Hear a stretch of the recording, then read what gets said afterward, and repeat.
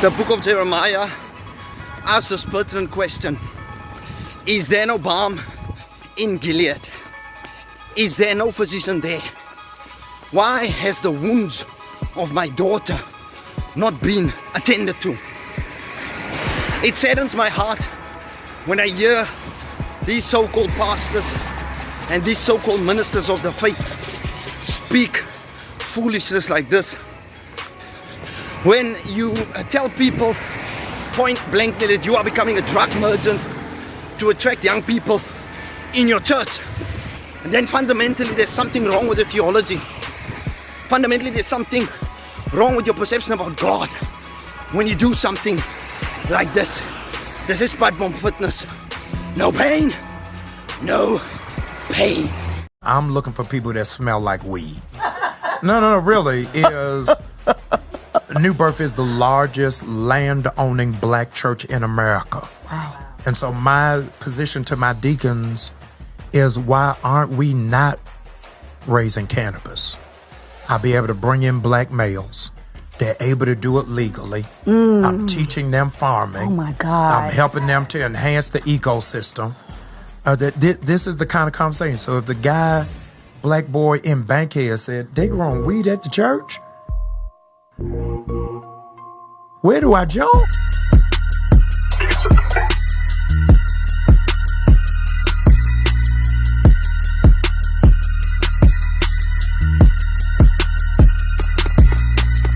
Just cause I talk about Jesus don't mean I need Jesus pieces. I've been fighting against these demons like it's demon season. I've been sinning without repenting. I gotta fix my life now. I've been sitting all in my feelings. In Isaiah 7, the account is being recorded where a Messiah will be born from a virgin. But what is so significant about this? The Bible records that he will eat butter and honey, or curd and honey. Fast forward to the Synoptic Gospels, his cousin John the Baptist, it is recorded in his food that he will be eating will be locusts and honey.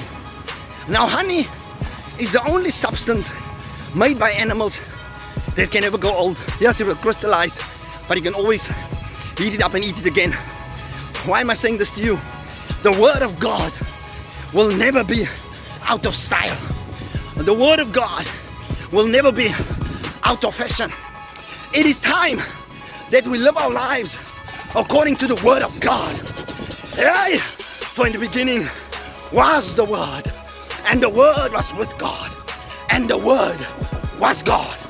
The Word is a person because the Word became flesh and dwelt among us. Let's take our emotions out of the equation. Let's take our preferences and our prejudices out of the equation. Let us focus ourselves to the honey part of our diet, the Word of God. Point blank. Not the rudiments of this world, but the Word of God. On November 30th, Elon Musk's Neuralink brain implant company shared a massive update with the public. This was the most thorough and detailed presentation yet on how their advanced brain-computer interface technology functions and what it is capable of. The innovations at Neuralink are centered around making brain-computer interface, or BCI, so accessible and scalable that these implants simply become a normal part of our society, like having a pacemaker or getting laser eye surgery. Thousands and eventually millions of people could be using Neuralink devices to treat various medical conditions or injuries, and you would never be able to tell that they have the implant. This is a technology that will aspirationally help the paralyzed to walk and the blind to see. And this isn't just one of Elon Musk's science fiction dreams anymore. Neuralink expects to begin their first round of human trials within the next 6 months. We see Elon Musk, we see all of these people that have got no clear understanding of the Word of God, yet we understand the news and how they perpetuate what happened, the strategy that happened with the baptism candidates that were swept away by the river, and just listen clearly to what the news is actually perpetuating. One of the days they're going to mandate that baptisms don't take place for the sake of safety. Just listen to carefully how they mince their words.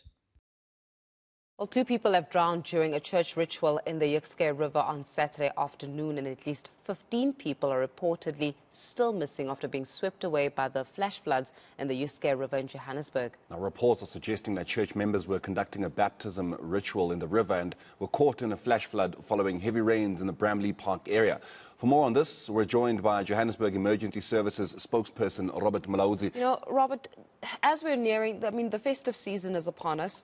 It is also religious time for many South Africans, right? So baptisms, rituals and the like are going to become a common and perhaps even an increasing phenomena as we go into this religious time of the year.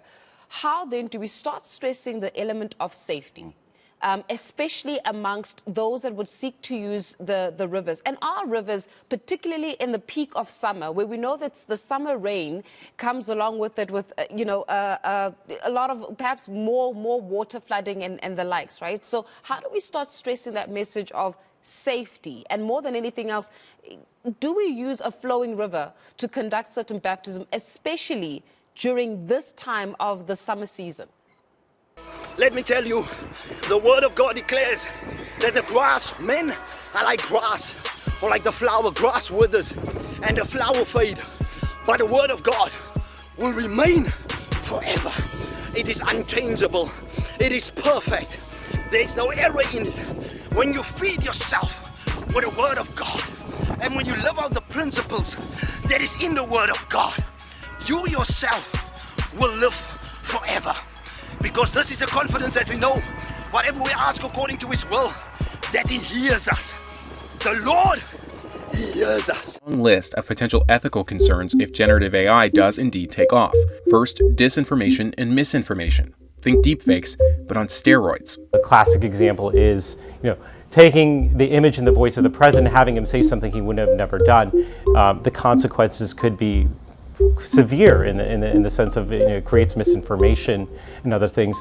These technologies can also be used to harass people, right? You could take an image of a person that you may not like and have them do something, and it can have a lot of negative consequences. The psalm writer records through the Holy Spirit. He sent his word and he healed our diseases. Now Isaiah 53 will elaborate on that. It says, he was a man, rejected, a man of sorrows, but he took our infirmities upon him, and by his stripes we are being healed. When we reject the word, when we reject Jesus, the question will be posed, is there no balm in Gilead? Is there no physician there? Why have the wounds of my daughter not been attended to? Because we lack the word of God that bring healing in our lives. Reading in one of the articles that it is as significant as electricity and fire in terms of what it can do. We already have robots that are on crime scenes that are, whether it's bombs or whether it's just, supervising and going around with a video camera.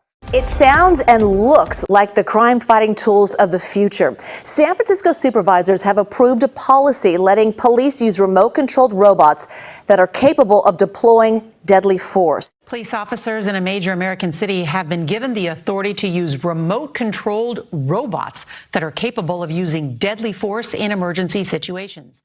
A spokesperson says the department could deploy robots equipped with explosive charges to, quote, contact, incapacitate, or disorient violent, armed, or dangerous suspects. The word is firstly a person, Jesus Christ. Then the word is also spoken to us.